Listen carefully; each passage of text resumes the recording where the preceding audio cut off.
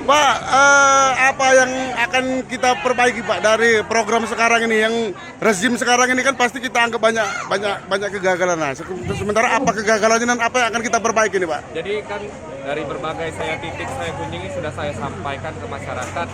Tentunya Oganilir ini sekarang seperti berjalan di tempat. Dari berbagai aspek kita perbaiki. Kita dapat rasakan atau dapat kita lihat dari segi pembangunan bagaimana per setengah tahun ini tidak ada yang berubah. Infrastruktur mandek, seperti tidak ada pembangunan. Ya. Yang tentunya pembangunan seperti jembatan kan tidak ada penambahan jembatan yang besar, yang bentang yang panjang kan tidak ada. Ya. Padahal masyarakat sangat butuh sekali agar akses lebih bermanfaat dan berguna bagi masyarakat tentunya. Jadi itu yang akan kita fokuskan Ya. ini.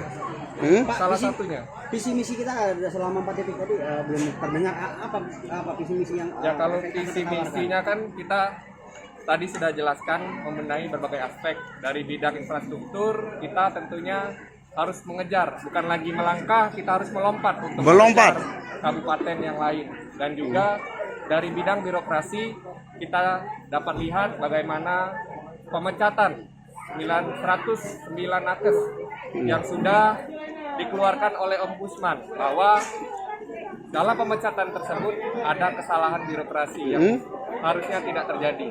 Nah, terkait itu apakah kita akan mengembalikan 109 itu yang sekarang tidak menganggur? Apabila terpilih, kita lihat, kita buka apa yang sebenarnya terjadi di dalam birokrasi itu. Ada kemungkinan mereka akan kita kembalikan? Ya, kita akan lihat apabila memang memungkinkan untuk mengembalikan, apabila ada terjadi maladministrasi yang sudah dikeluarkan Ombudsman, tentunya kita akan mengembalikan.